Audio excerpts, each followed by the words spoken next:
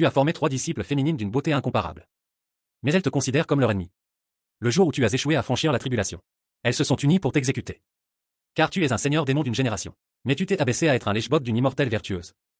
Faisant perdre la face à la secte démoniaque à maintes reprises, tout en ignorant sans cesse leur amour. Leur amour s'est transformé en haine. Elles ont fini par sombrer. Tout cela vient d'un roman écrit n'importe comment. Et tu viens de te réincarner dans ce livre en devenant ce lèche-bot. Et tu viens juste d'échouer à la tribulation. Ta puissance est tombée au stade initial. Et pire encore. Tes 3 disciples arrivent. Leur puissance dépasse largement la tienne. Et leur haine envers toi est à son comble. Selon l'histoire originale, tu seras torturé à mort par elles. En pensant à ta fin. Ton corps se glace avant même que tu puisses réagir. 3 silhouettes gracieuses approchent rapidement. Leurs visages sont glaciaux. Maître, vos disciples sont venus. Nous voulons vous emprunter 3 choses. La disciple aînée Hong Yue. Sa voix froide résonne dans le grand hall. Tu demandes instinctivement quoi? Elle rit doucement. Je veux votre cœur. La deuxième veut votre tête. La troisième veut votre peau. Tes paupières tremblent. Parmi les 3, Hong Yue est la plus cruelle. Et la plus puissante. Au sommet de sa cultivation. La deuxième Bai Meier est une démone. Une renarde démoniaque à 6 queues. La troisième Wu Qingsu maîtrise les formations. Toutes 2 sont au même niveau avancé. Les 3 disciples sont réunis. Avec ta force actuelle, tu n'as aucune chance de fuir. Maître, acceptez-vous. La voix de Hong Yue est mortelle. Leurs visages sont impassibles. Comme si elles regardaient un inconnu. Elles ont déjà pris leur décision. Aujourd'hui elles doivent éliminer leur démon intérieur. Elles ne toléreront plus que tu salisses l'image de leur maître. Tu sais que tu ne peux pas t'échapper. Tu souris amèrement et hoches la tête. Un simple mot. Mais cela les fait vaciller. Maître, votre sourire est si beau. Leurs regards se fixent sur toi. Comme des loups face à un agneau. Elles restent figées. Se souvenant des bons moments passés. Mais le maître a changé. Il n'est plus celui d'avant. Qui chérissait ses disciples. Leurs regards redeviennent froids. C'est ma dernière compensation. Tu parles à nouveau. Elles échangent des regards. Pleines d'incrédulité. Le maître veut nous compenser. Elle pensait que même face à la mort, tu ne penserais qu'à YQE. Et le tuer n'aurait rien changé. Mais maintenant elles hésitent. Leur détermination vacille. Elles ignorent ta vraie intention. Mais avec le bon choix, elles pourraient survivre. Mais elles te méprisent profondément. Hong Yue demande froidement. Vous jouez la comédie. Je ne pensais pas que vous craigniez autant la mort. Vous avez peur de ne plus voir celle que vous aimez. Les 2 autres serrent les poings. Leurs regards brûlants fixés sur toi. Elles espèrent encore quelque chose. Quand tu n'irais. Mais tu hoches la tête. Le vent sombre envahit la salle. Leurs visages deviennent sombres. Hong Yue dégaine son épée. Et attaque avec rage. Lorsque la lame est à 3 mètres. Tu restes calme. J'ai peur de ne plus revoir mes 3 bien-aimés. Hong Yue s'arrête net. La lame est à un souffle de ta gorge.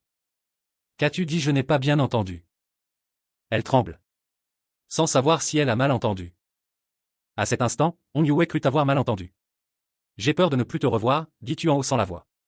Chaque mot est parfaitement clair. Hong Yue relève brusquement la tête. Et croise ton regard limpide. Elle perd aussitôt ses moyens. Son visage devient rouge. Elle recule à plusieurs reprises, manquant même de lâcher son arme. Sans le soutien des 2 autres sœurs, elle se serait déjà effondrée. Le hall redevient silencieux.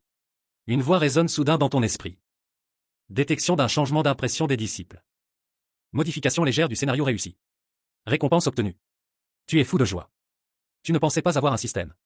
Et qu'il te donnerait une récompense. Cet objet peut te ramener à la vie. Même réduit en poussière. Tu peux ressusciter après un instant. En face, les 3 respirent difficilement. Leur cœur bat violemment. Que veux-tu dire par disciple bien-aimé? Pourquoi dire que tu as peur de ne plus les revoir? Elles sont désemparées. Plus aucune prestance de grande cultivatrice. Tu soupires doucement. Ces derniers jours j'ai réfléchi. Je regrette mes fautes de ces 100 dernières années. C'était une erreur. Une énorme erreur. Les 3 te fixent, se demandant si tu es sincère ou si tu veux survivre. Hong Yue prend une profonde inspiration. Et s'avance à nouveau. Arrête cette comédie. Tu crois qu'on est encore des enfants. Je ne pensais pas que tu serais si répugnant pour survivre. Elle te réprimande violemment. entraînant les deux autres. Leur visage plein de dégoût. Tu écoutes sans réagir. Oui. Oui. Vous n'êtes plus des petites filles. Vous pouvez désormais vous débrouiller seul. Je peux être rassuré. Tes mots leur serrent le cœur. Elles veulent presque se jeter dans tes bras. Pardon maître, laisse-moi te dédommager. Dans cette vie apaisez vos rancœurs.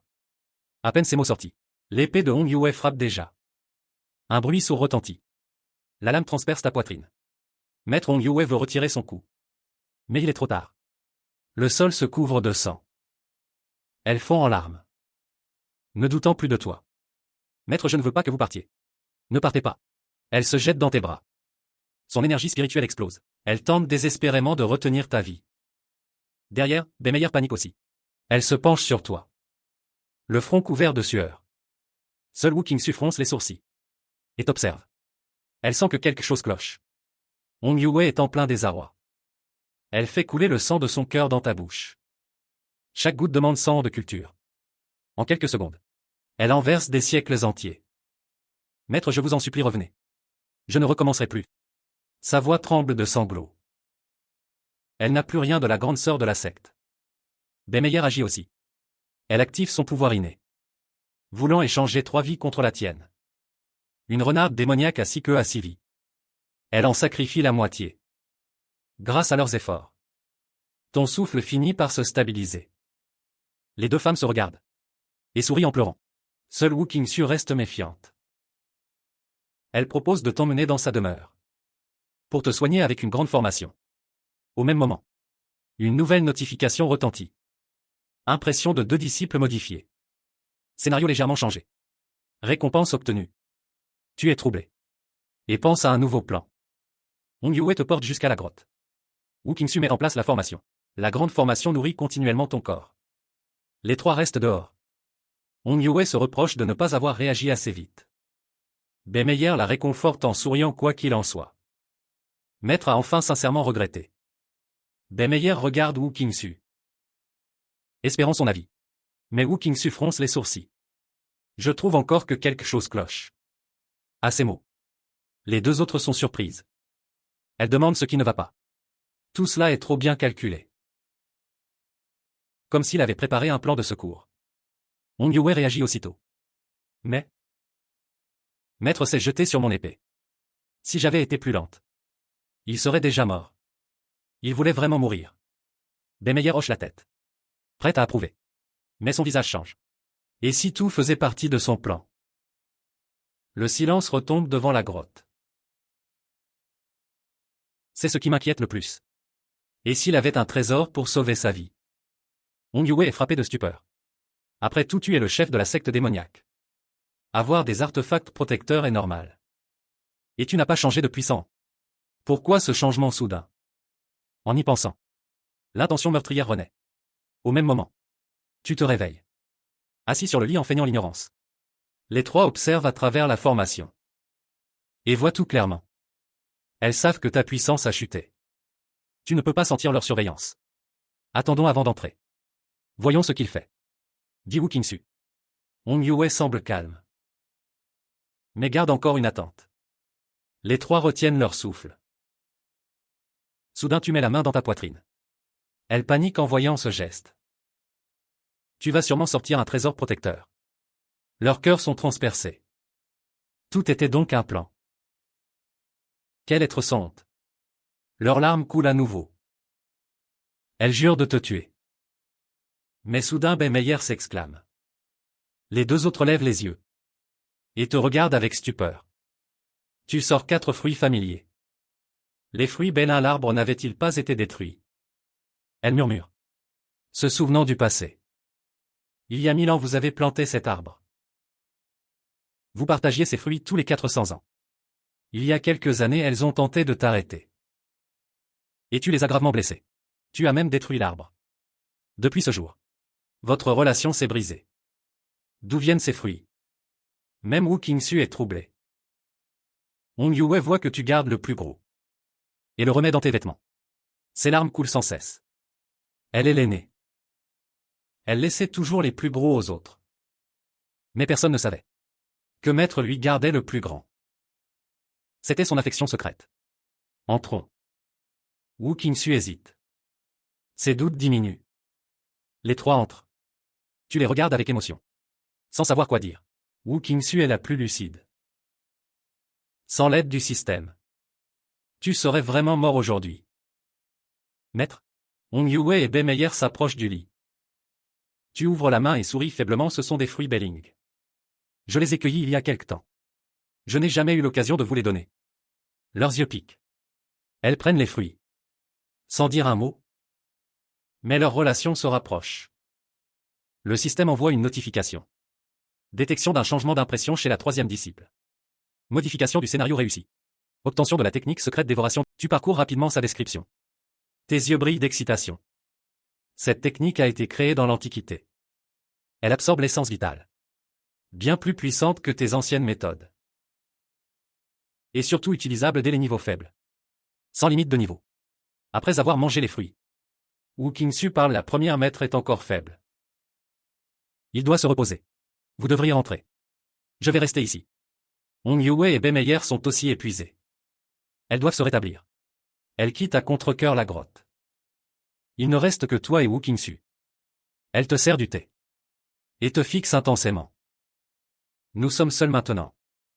Inutile de faire semblant. Elle marque une pause. Et demande froidement: qui es-tu vraiment? Qui a pris le corps de mon maître? Ces mots te frappent. Tu ne t'y attendais pas. Wu Qingxu t'a percé à jour. Xiao Wu, tu plaisantes toujours autant. Tu bois ton thé. Essayant de détourner la conversation. Mais Wu Qingxu insiste. Cesse de feindre. Tu es peut-être un ancien de la secte. Ou un esprit errant. Mais mon maître est mort. Nous n'avons aucun grief. À cet instant. Le système résonne à nouveau. Analyse de la situation. Choix déclenché. Option 1, admettre que tu n'es pas son maître. Récompense, retour au niveau Yuan Ying. Option 2, prouver que tu es son maître. Récompense, pilule spéciale. Tu hésites un instant. Puis abandonne la première option. Tu ne peux pas battre Wu Qingxu. Et si elle attaquait? Calmement tu dis. Tu es une cultivatrice avancée. Passionnée par les formations. Intelligente et perspicace. Xiao Wu, si je n'étais pas ton maître. Comment saurais-je tout cela? Wu Qingxu ricane. Son visage se durcit. Tu t'es bien renseigné. Mais ce sont des informations publiques. Sans valeur. Tu baisses les yeux. Et te souviens rapidement du livre. Puis tu dis doucement. Tu aimes le rose clair. Le visage de Wu Qingxu devient rouge. Elle recule en panique. Elle te regarde honteuse. Tu es vraiment mon maître. Tu souris légèrement. Et continue. À 18 ans tu m'as espionné. Je t'ai puni 49 jours. Et 2 mois plus tard tu as recommencé. Je t'ai puni 81 jours. Et aussi. Avant que tu finisses. Wu Qingxu se jette sur toi. Le visage écarlate. Arrête. Je te crois. Elle voudrait disparaître de honte. Ces souvenirs embarrassants. Tu les connais tous. Elle a l'impression de revenir 100 ans en arrière. Avant l'arrivée de Sui-Gue. En pensant à elle. Son visage se durcit. Elle te regarde prudemment. Maître, que pensez-vous maintenant? De Sui-Gue. L'atmosphère devient glaciale. Et le système apparaît encore. Option 1, Sui-Gue est la meilleure femme. Récompense, récupération de pouvoir. Option 2, Sui-Gue ne vaut rien. Tes disciples sont les meilleurs. Elles sont ton trésor. Récompense, effet de niveau tribulation. Tu n'hésites pas. Tu abandonnes directement la première option. Cette femme est l'exemple parfait de l'hypocrisie. Même tuer. Ou voler des trésors, elle appelle sa justice. Et quelqu'un comme moi. Même en faisant le bien, je suis suspect. Tu affiches du dégoût. Et secoue la tête, inutile d'en parler. Rien que d'y penser me donne la nausée. Wu Qingxu écoute tes paroles sincères. Et laisse couler ses larmes. Maître n'est enfin plus un idiot amoureux. Tu soupires doucement. Wu Qingxu essuie ses larmes. Sui-Gue n'est qu'une prêtresse. Alors que mes disciples sont toutes incomparables. Les meilleures femmes au monde. Mes trésors les plus précieux. Ce sont tes véritables sentiments. Même en lisant le roman avant. Tu pensais déjà que tes 3 disciples étaient formidables. Wu Qingxu sent sa tête vaciller.